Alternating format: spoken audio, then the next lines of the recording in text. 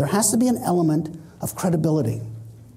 And when you ask questions and listen, you start to develop that level of rapport, that credibility with the other person. I mean, think about the people in our society that have that kind of credibility. Like your own doctor, your own physician that you've been going to for a while. That doctor has credibility with you. Why? Because the doctor asks questions. I mean, what if you went to a doctor for the first time? You didn't fill out any forms, you didn't talk to anybody, you're there in the room, the examination room, doctor walks in, takes one look at you and says, well, I'm going to put you on 3 medications, give you 4 injections, and I'm going to schedule surgery from a week from Tuesday. How are you going to feel about this particular doctor? Might make you a little nervous. Why? Because a doctor's offering a solution, doesn't know what the problem is. But what does a doctor do? The doctor asks questions. What's the first question the doctor asks? How are you doing today? Do you have insurance? You qualify? They start asking more questions. Then they say, why are you here today? I have a pain. Where's the pain? It's in my stomach. Is it a sharp pain or a dull pain? It's a sharp pain. When did it begin? A couple weeks ago. Did you eat anything unusual a couple weeks ago? Well, I did swallow 14 roofing nails. Aha! So then after this series of questions, the doctor has an idea of what might be the issue and then can start working on a course of action. And that's what I want you to be able to do. I want you to be like a doctor, like a highly trained surgeon performing a procedure we like to call a cachectomy. And you do this by asking the questions and listening.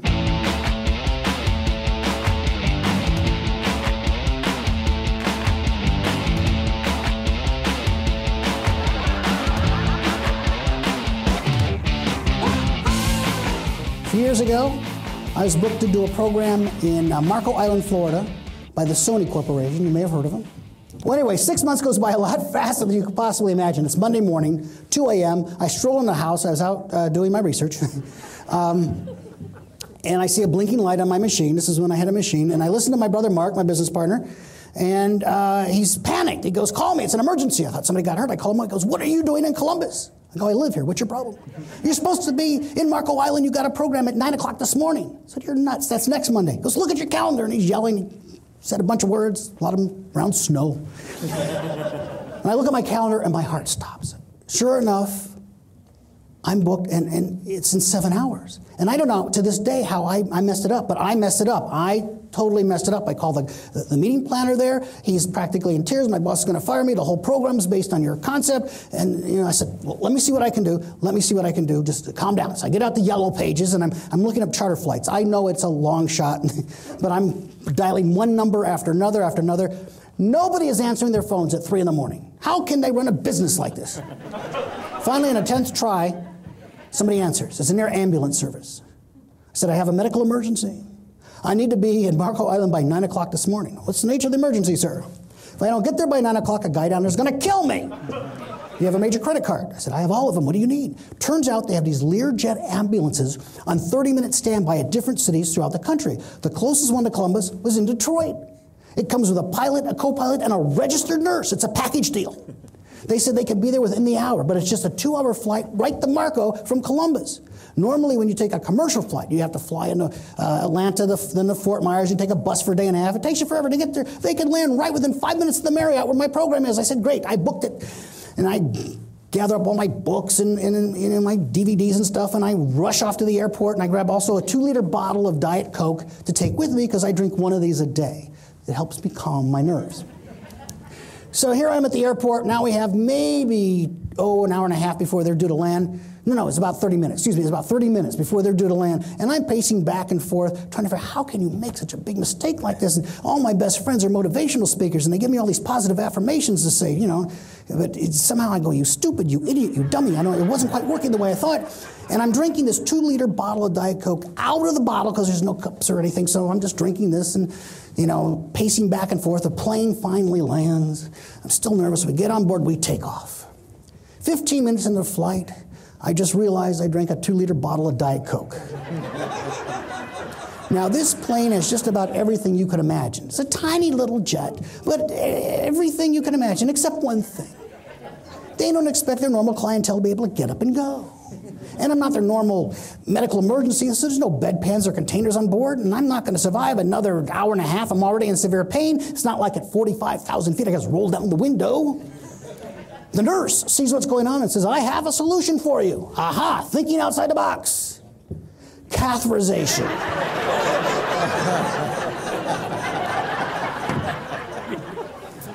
He said, let's hold that idea in reserve. I crawl up to the pilot and co-pilot. So what do you guys do on a long flight? The co-pilot had packed himself a lunch. Inside his lunch, he has a Glad plastic bag, Ziploc bag with a bunch of carrot sticks. He empties the carrot sticks out, hands me the baggie, and says, when you're done, make sure the strip at the top turns green. It worked great. I don't travel anywhere with that one anymore. I think you're going to need this one. Anyway, they land the plane. I'm ready to leave. The pilot says, how long are you going to be? Well, I got about an hour and a half. I'll answer some questions. I'll sign some books. I'll be done, I don't know, 11, 12. Well, wait, return trip is free. Guess how much it costs one way going down? Any ideas? So a little bit. $15,000. Now, obviously, I didn't make quite the margin I wanted to make on that particular speech. But when I showed up, the client was thrilled to death. I didn't even speak yet, and they were happy. Now, why was I willing to do that? It was my responsibility to be there. I didn't care how much it cost me. Fortunately, I was able to solve the problem. Now, here's the benefit of that. Even though it was very traumatic at the time and very costly for me at the time, as a result of that, it went viral within the business community. That company called me back a number of times because it's a funny story. They're telling you when people with this guy he forgot, and I took full responsibility for it. And then it went to other companies. And from what I've been able to track, it's actually paid for itself tenfold. So it never costs you to take care of people. When you make a promise, it pays you in the long run. Found out later, if she would have catheterized me, it would have been a medical expense. I could have saved it.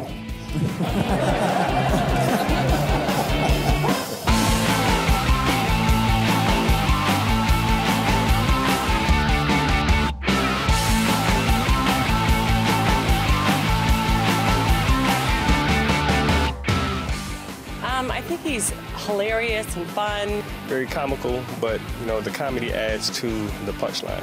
Learning by stories and his humor just makes it sink in a little more than if he's up there just being boring.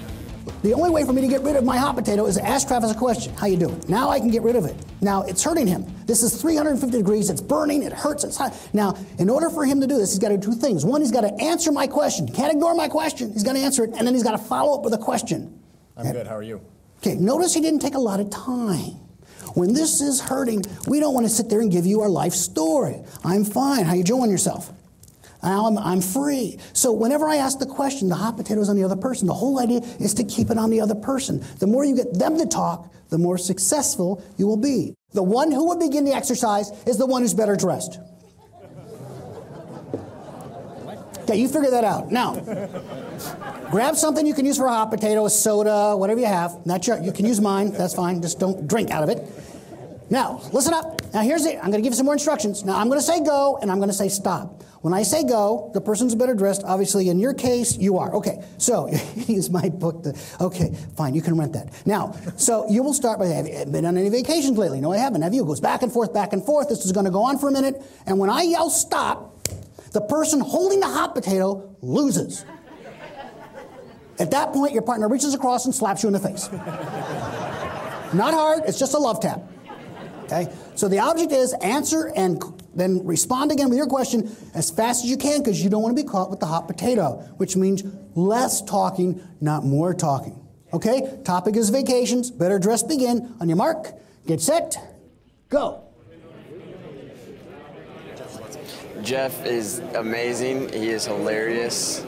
Oh, he's dynamic. He's great to the T. He gives us some great information, some great tips, something we can take home with us. There's been 4 or 5 great ones that I've written down. Really, really valuable content. Thinking outside the box. Ways that David can slay Goliath. Really powerful stuff. I have to tell you, I can really relate to him. Where he comes from, what he's done in his life has really been something that I personally could relate to.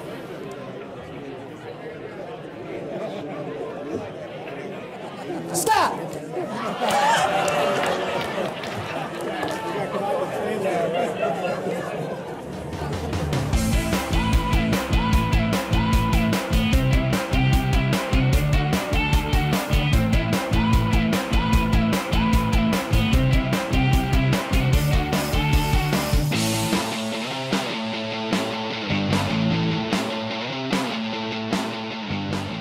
We listen. We gather the information. That information gathering is critical. Matter of fact, there's a technique you can use that allows you to gather a lot of information, and it's real easy.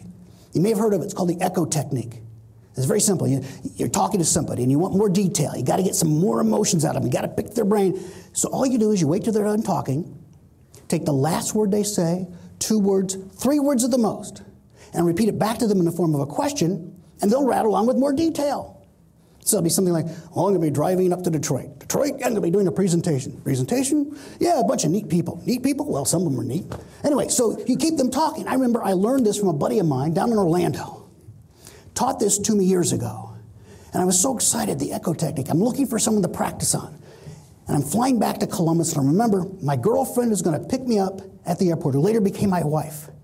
I thought, perfect. Let's try it out on her. So I get into the car, she's driving. We take off, I looked at her, and I asked a question, how was work today? Which she really liked because I'm paying attention. Usually I just stare off into space and ignore her, but how was work today? Ooh, work was crazy. They sent this guy in from the main office to do a quarterly report. Quarterly report? Oh, they send him every 3 months to make sure we had our projections. Projections, oh, the last quarter was a little soft. We had our projections, we got a big bonus. Bonus, whole department's going on a big trip. I kept it going for 20 minutes all the way home. I didn't say more than 15 words. I knew everything about her life, and she knew nothing about mine, which is pretty much what I wanted. She thought I was the most warm, sensitive, caring individual in the world. 1 year later, I closed the sale. Very entertaining. I felt like I was at a comedy club, but getting a good message about communication as well. I think he got a lot of inspiration from his business, and his style is freestyle, and I think he's fun. Who do you think are the best people in the world at asking questions to get what they want, to be successful? If you had to pick one group of people, who are they? Children. Children. Absolutely right. I watched my daughter, my oldest daughter, who's now a lot older. I remember when she was, I think it was 6 years old. It was a half hour before dinner. And she goes up to her mother, and she asks a closing question, a question designed to get a decision. Mommy, can I go across the street to play with Aaron? Aaron was her good friend. Mommy objects. Mommy says, well, dinner's in a half hour. I want you to stay put. You can play with her tomorrow. So notice that Mommy is responding with a statement and with logic. What does Amanda, my oldest girl, do at that point? Looks back, asks another question. Why? Well, I said, dinner's in a half hour. I want you to stay put. You can play with her tomorrow. Amanda comes back with another question. Why? Because I said so. Why? Because I'm the mommy. Why? And I counted the exchanges. It was brilliant. 16 times. How does a 6-year-old girl know that the 2 most important things of being successful is asking questions and, well, she wasn't listening, but asking questions and being persistent. And I just wish I would have had it on tape. And it wasn't until like 3 or 4 weeks later when I realized what it was that allowed them to do this. It's the books we read our children. I remember very distinctly, my 2 oldest ones were in bed, and I used to read to them every night before bedtime, and I was reading to them the sales and marketing book called Green Eggs and Ham by Dr. Seuss. How many of you have read this marketing book? Let me tell you this story about this book for those of you who aren't familiar with it. This is a great sales book. I highly recommend you get it. We have 2 main characters. This is the cat in the hat. This is the customer, if you will. There's a salesperson whose name is Sam I Am. That's right. They have a new product introduction. It's a food item. It's green eggs and ham. Now, they don't quite bring out exactly why it's green. It might be an Irish promotion, or who knows. Maybe they just left it there too long. I don't know. But they got to get this guy here. This is the center of influence, this cat guy. And if he will just try, no, he doesn't have to buy them. He just has to try them. He wants them to try it. And if he tries it, he figures, great. So he uses a technique called the choice close. Now, the choice close is a very old technique. I don't like it too much because pretty much everyone's onto it. But for a 6-year-old, it's really brilliant. He uses the choice close. He gives them 2 choices, either of which is a yes. You know, like, well, you want delivery on Tuesday or Thursday. If they choose either one, you got the deal, right? So he does that. Would you eat them here or there? But he objects. I would not eat them here or there. I would not eat them anywhere. I do not like green eggs and ham. I do not like them Sam I Am. That's a major objection. Most people would quit. Not Sam. He comes back with another. Would you eat them in a house or would you eat them with a mouse? And he objects again. I would not eat them in a house. I would not eat them with a mouse. I would not eat them here or there. I would not eat them anywhere. I do not like green eggs and ham. I do not like them, Sam, I am. And he objects again and again and again. And a train in the rain and the fox in the box. It goes on and on and on. Guess how many times? Yes, 16 times. And finally, at the end of the book, he goes, okay, if you leave me alone, you don't bother me anymore, I will try your green eggs and ham. And guess what? He tries them, and what happens? He likes them. And because he likes them, what's he going to do? Eat them all the time. Repeat business. And then, you know, he's going to tell all his friends about it. You want referral business? He's got Horton, the Grinch, Clifford, the big red dog, Barney. Hate Barney. And he's going to build his entire center of influence. And kids have no fear of rejection, maybe forever. Well, actually till their early teens when they use the same exact technique. Well, would you like to go over me Friday night or Saturday night? Neither, geek. And they learn about rejection and get a job as a speaker.